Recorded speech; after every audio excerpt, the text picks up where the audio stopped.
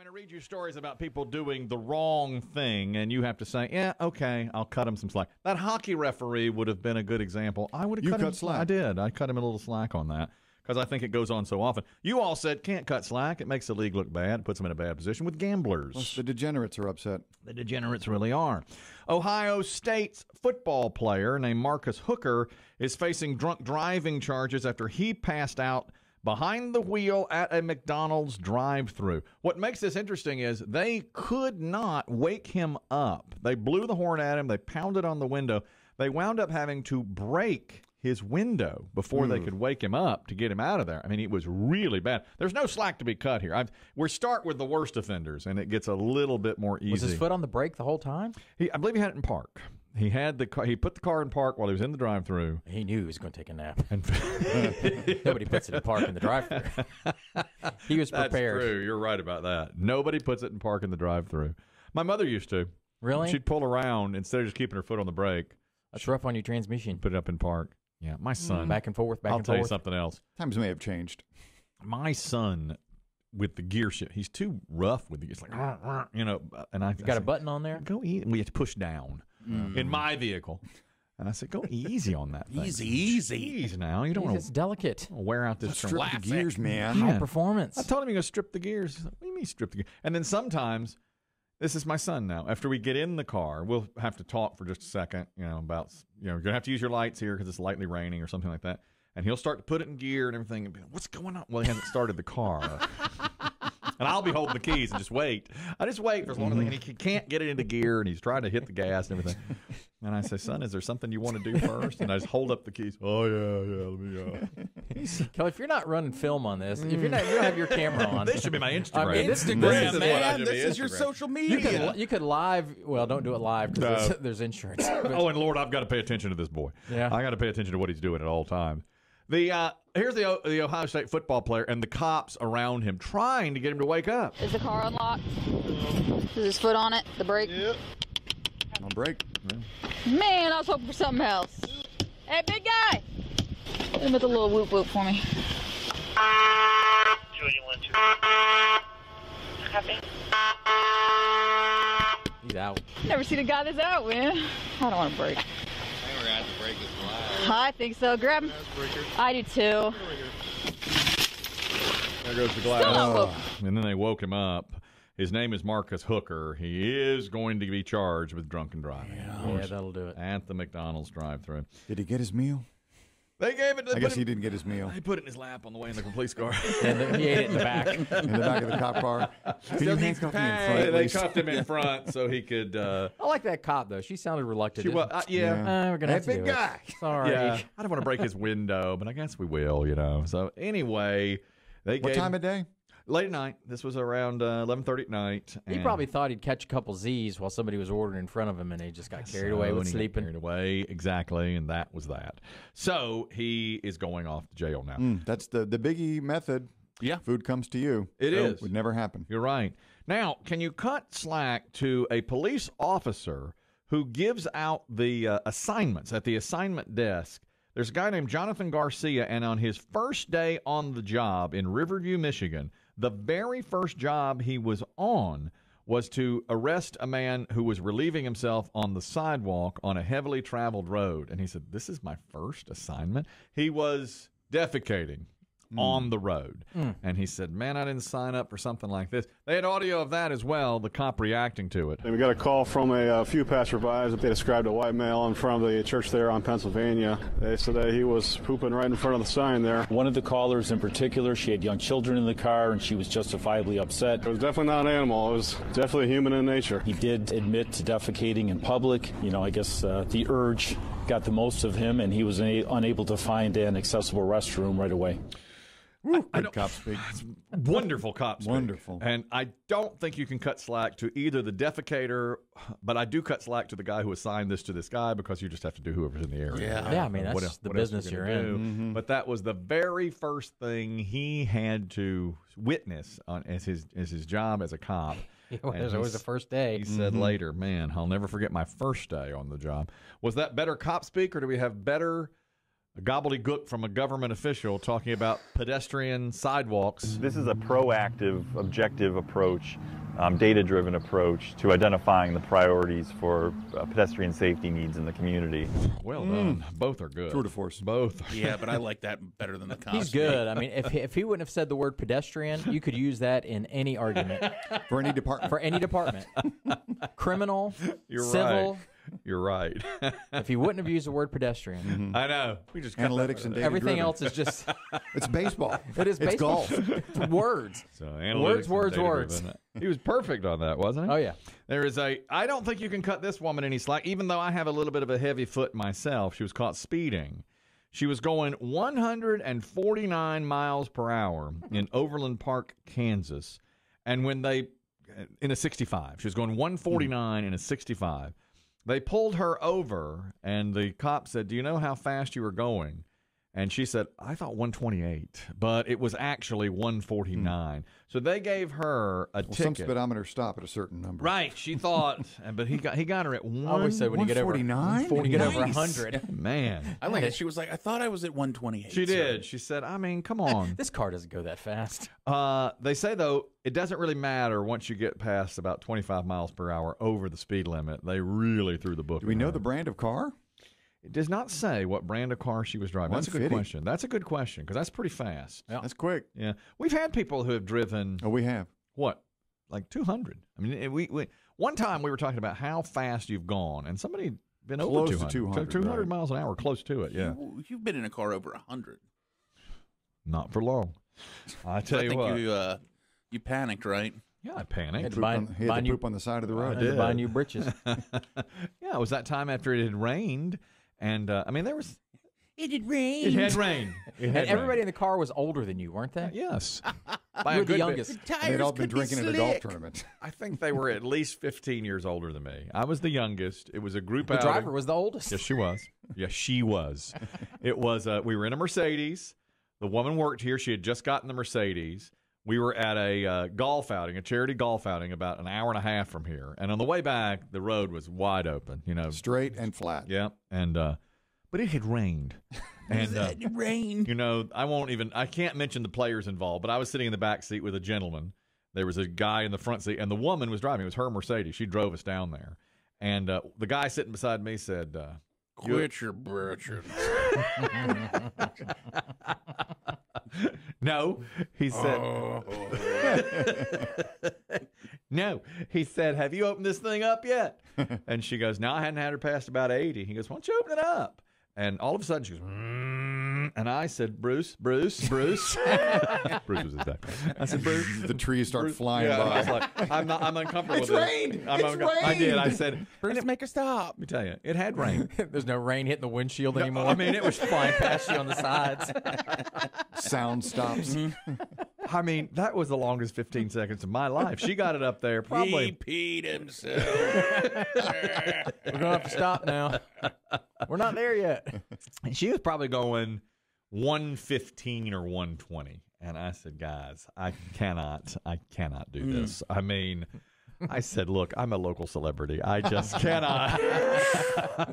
I did. I said, Look, if we're wrapped around a tree, they're going to pull me out first. that's right. I just said, I'm doing this for y'all. I cannot be a part of this. So she slowed it on back down, and they made sport of me, of course, because I was the only one that was upset. We got another McDonald's crime here. A couple, they were split, but they were meeting to talk about something. Guy's name is Muhammad Akhtar. A lot of times that's a kid exchange place. They were doing a kid exchange. That's right, and they're in Minneapolis. And he had asked his ex-wife, as they met to transfer the child, to please bring him a Big Mac from McDonald's, a Big Mac and fries. And she accidentally got him a quarter pounder. Ooh. And he wanted a Big Mac instead of a quarter pounder. They got in an argument, and he wound up shoving her to the ground over it. So she called 911 over it, and he wound up being arrested for assault. Well, they're not the same sandwich. They're They're not not, the but you can't I can't. cut slack to the guy. No, I can't cut slack. But they are a completely different sandwich. Completely. I don't know. This doesn't have a club bun. That's sesame seeds. You know I love a club bun. I mean, a little slack might be in order. You know, Dave. Special Don't sauce. you club bun him. but when he put hands on her. Yeah, you can't do Can't that. That's do the problem. that. I mean, the argument, yes. But then when he put hands on her, I mean, you couldn't even smush it in her face, James Cagney grapefruit style. no, you cannot. You do eat that. this No, you monstrosity. cannot do that. And he said, everybody knows a quarter pounder is not a Big Mac. That's a completely different taste. Meat's Superior better. in my mind. Well, the meat's better on a quarter pounder because they put the Angus on there, don't they? Still. Yeah, that's a nice. Yeah, the sandwich. Big Mac meat is God knows. I'm so torn on it. I am so torn on that because I love both, and usually I go with the quarter pounder. I agree with you that the beef is better on a quarter pounder. It is. but the Mac sauce. Mac's so good. I love the Big Mac. I really do. And the club bun. I mean, it makes it special. You may not notice it. Yeah, I do. It's really, really good. Both of them. But in this case, he wanted the Big Mac, and he got the quarter pounder. It would be the other way around for me, probably. But see, if somebody brought me the wrong thing, I'd just say, well, that's just the way it's meant to be. Yeah. That's just, I'll eat it. Yeah. I'll You'll eat the mistake. This is what I'm supposed to be having. Yeah, that's just how it's supposed to be. God wanted it this way. Mm-hmm. Exactly right. Can you cut them some slack? A 43-year-old man named Joel Whitaker tried to steal Girl Scout cookies from a grocery store, also in Minneapolis, on Saturday. He snagged 23 cases from a loading dock, and there are 12 boxes to a case, so he had 276 boxes of Girl Scout cookies worth around $1,250. And he didn't just grab and go. He kept taking his time and going back more and more times, and that's how they wound up catching him. They saw him on video and said, what's this guy doing wandering around back Too there? leisurely. Too leisurely. Although usually you say if you act like you're supposed to be there, then people Don't people act let like it a go. criminal. Can't cut him any slack, obviously. He's Can they tell if he was picking flavors or he's just getting what he got? he was picking flavors. Yeah. He went mostly. Some sell better than others, don't they? Yeah, I wonder what the worst selling Girl Scout cookie is. I bet I don't even know the name of it. I don't know them all. There's one that's a low fat lemon thing. Get that out of here. Right. And there's You leave that on the loading dock. lemon shortbread or whatnot. You know, I was at a little coffee place the other day, and my son and I were going through getting a coffee for him. And they have a question of the day when you get around to their drive-thru. And she goes, the question of the day is, what's your favorite Girl Scout cookie? And my son said Thin Mint. And I said, that's Samoa. And she goes, we don't call them Samoas anymore. We call them Caramel Delights. Is it in politics? Yes. I didn't know. Well, they changed the name a few years ago. Yeah. I said, I like those Samoas. Mm-hmm. She leaned out and said, sir. Samoan's getting upset? Yeah. Yeah. That's a trigger word, sir. It's this young kid, too. She was like 17. She's like, sir, we don't say the That's word a good Samoa. cookie. That was a great They cookie. should feel like they're... It's Caramel Delight now. They just go with Caramel Delight, so you can't do that. What is the worst selling Girl I can't find it. All I see are subjective ratings of the rankings. I know those Girl of the Scouts. I best. bet they keep those numbers internal. They don't Probably want you to so. know. Yeah, you wouldn't want to know. They're going to that. stay in the company. Can you cut this couple some slack? Now, it may be. This was on a show. I guess I have never watched this show, but it's all about the wildest things you've ever done by having sex and how this couple went to the ER over. Sex sent me to the ER. Sex sent me to the ER. show. Have you seen the show? I have seen some episodes and bits and pieces. Is yeah. it good? I mean, it's kind of funny. Yeah. You know, there's funny stories and stuff. But yeah, and you know, they claim they're all true. Yeah, they claim it. There's a guy named Eric and his wife Katie, and that's all we know about him, who were role-playing handyman and lonely housewife. They literally were doing this.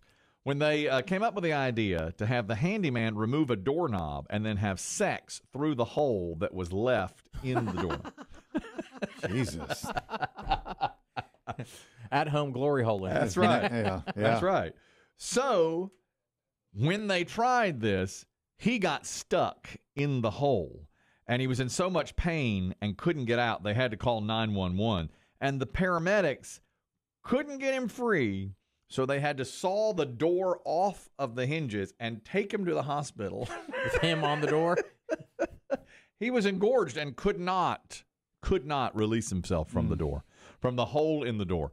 Now, these are the two telling that story on Sex Sent Me to the ER. I was sanding down the door, putting the hinges on, and I had to cut a really small hole because, of course, Katie has to have a vintage doorknob. I had an amazing idea. At the time, I thought it was a stroke of genius, and she loves when I'm really goofy.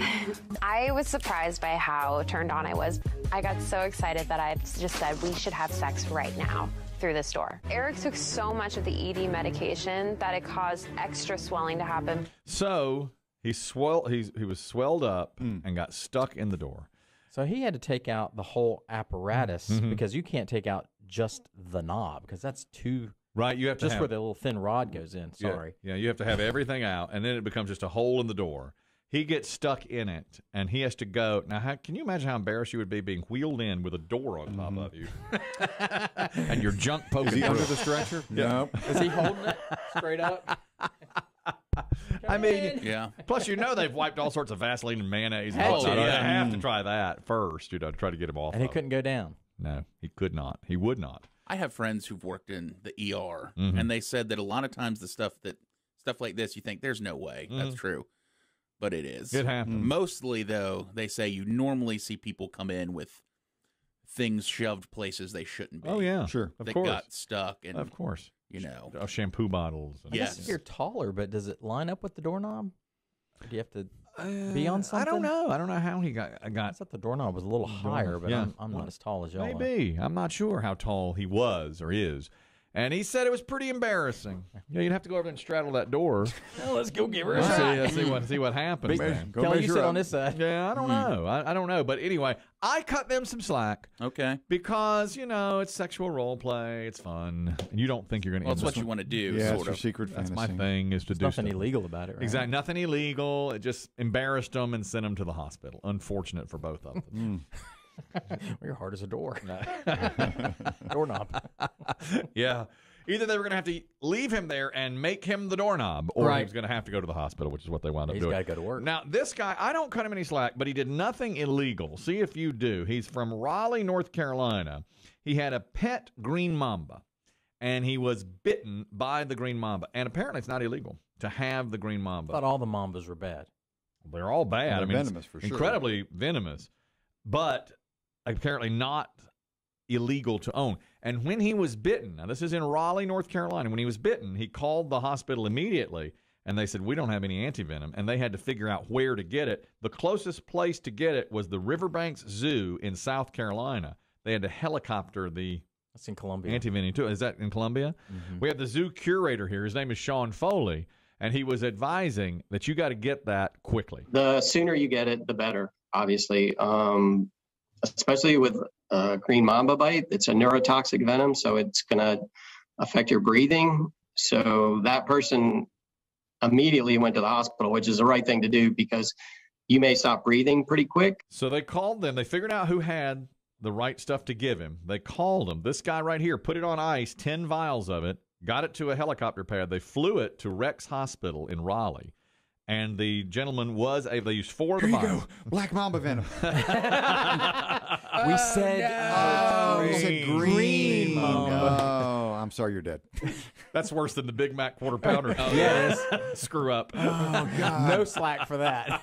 I just grabbed mamba. I'm sorry. my I God. didn't know there were 2. That's like getting green olives on your pizza. You wanted black olives. Black olives. Oh, no, I'm so sorry. Now, they got him the right stuff. They used 4 of the vials of it and saved his life. And now he's back home with a snake. What the hell's he doing with that snake? The only law is, this was in the story that they reported, the only law is you must keep the snake in a locked enclosure. And so when he opened to feed it, he got bit. And that's how he, but he still has it. And now police are investigating to make sure he's on the up and up. And they so far, there's no charges filed or anything. Does he need any guinea pigs? I bet they am. This was the advice of the curator in Columbia, South Carolina. They're not particularly aggressive, but they're really fast and they can be difficult, for an untrained person to work with. So it's not something I would ever want to personally have at home, that's for sure. No, it wouldn't be.